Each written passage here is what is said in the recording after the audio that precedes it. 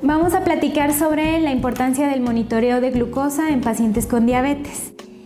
Si bien el monitoreo de un paciente con diabetes es importante tanto en personales de salud como para el propio paciente, si bien porque nos permite identificar el estado de salud, identificar la eficacia de su tratamiento actual o identificar si hay necesidad de cambiar por otro tratamiento o algunas pautas terapéuticas adicionales.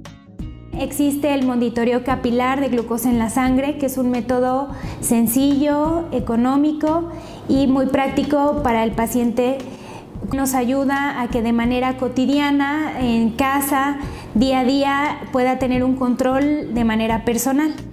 Si bien este monitoreo es muy recomendable y es ideal que cada paciente con diabetes tenga un monitor de glucosa en casa para que le ayude a evaluar su estado de salud, evaluar qué control de glucosa está manejando y evaluar los posibles cambios para optimizar su tratamiento. Existen dos alteraciones de glucosa en la sangre conocidas como hipoglucemia, que es una glucosa por debajo del nivel recomendable que sería de 70 a 100 de glucosa en la sangre, o hiperglucemia, que sería un valor por arriba de 100 miligramos por decilitro de glucosa en la sangre.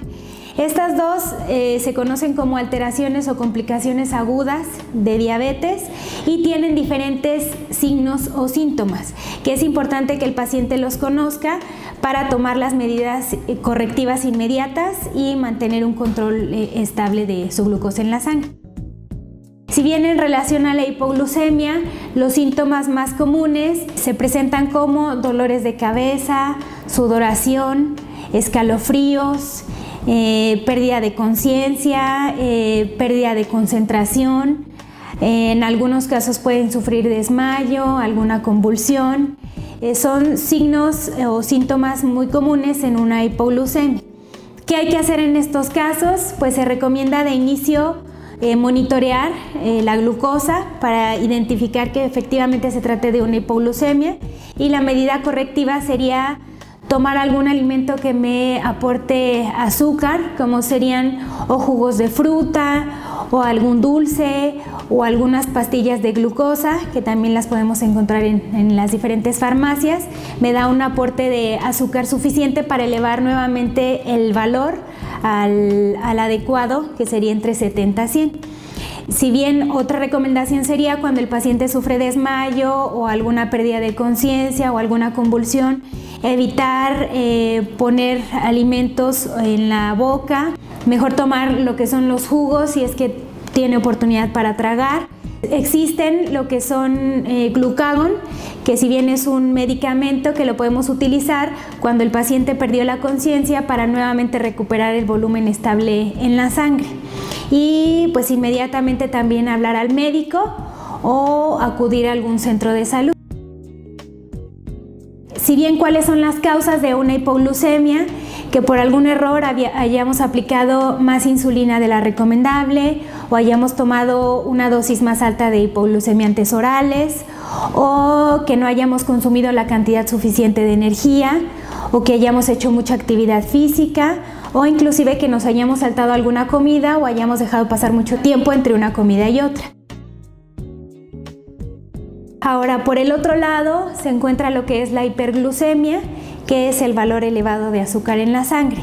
Si bien los síntomas comunes en una hiperglucemia es dolores estomacales, dolor de cabeza, también podemos tener boca seca, mucha sed, muchas ganas de ir al baño, ¿sí? Y hay algunos síntomas que se comparten con hipoglucemias, por eso es muy importante el monitoreo, como son en algunos casos la visión borrosa, ¿sí? Entonces sí es muy importante, antes de identificar si se trata de una hipoglucemia o una hiperglucemia, tomar el monitoreo. Ahora, ¿qué debemos de hacer cuando existe una glucosa elevada? Llamar al médico inmediatamente. Él nos puede sugerir si aplicamos alguna dosis de insulina o indicamos alguna hipoglucemiante oral. No consumir ningún alimento, no tomar nada, porque esto, a diferencia, elevaría todavía más mi glucosa en la sangre.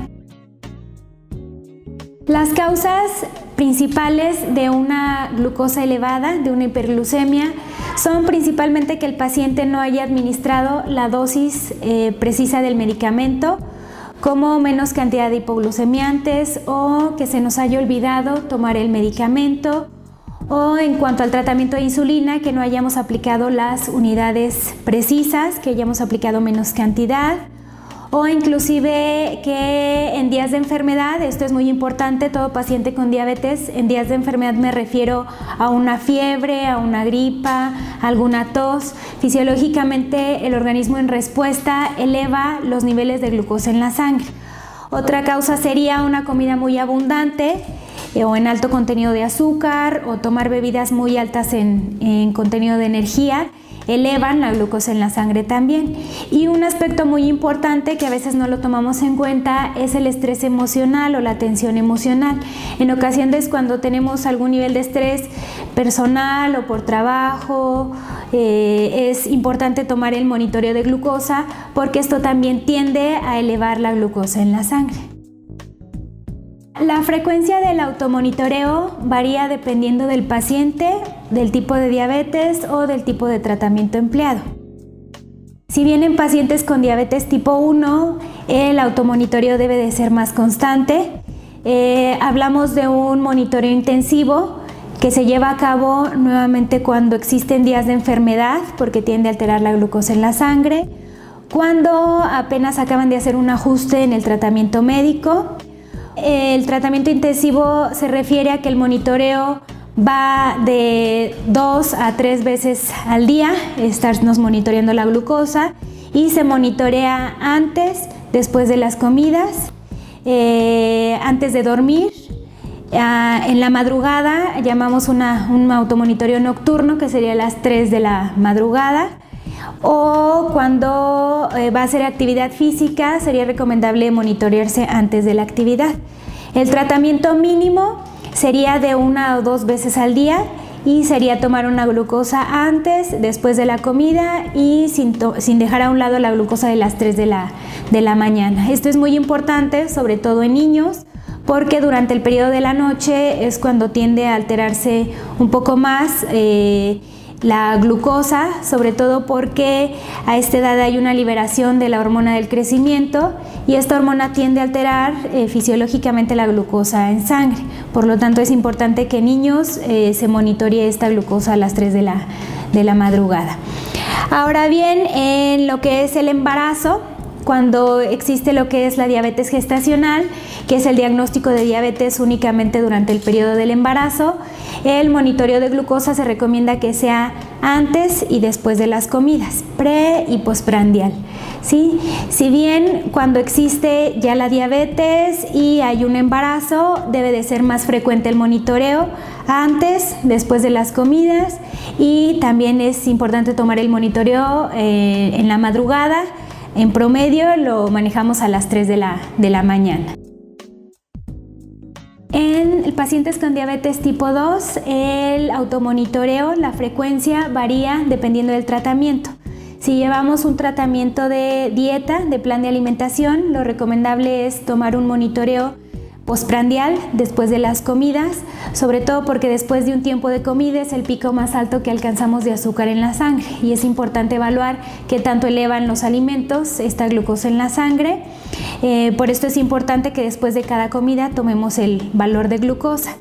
Si el tratamiento es a base de hipoglucemiantes orales, lo recomendable es tomar la medición pre y postprandial antes y después de las comidas, sobre todo porque varía el tiempo de acción de los hipoglucemiantes, y en promedio la frecuencia que se recomienda es de 2 a 3 veces por semana.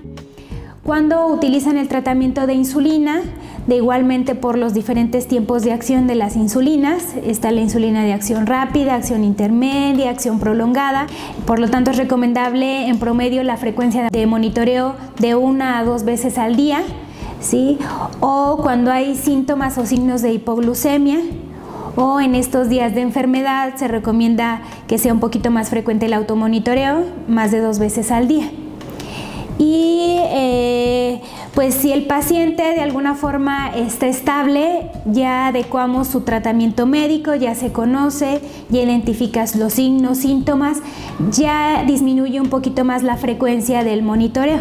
Sin embargo, comentamos a los pacientes que de inicio es importante conocerse a sí mismos, conocer qué síntomas o qué signos son los que elevan, los que se relacionan a una glucosa alta o una glucosa baja, para tomar las medidas correctivas más precisas.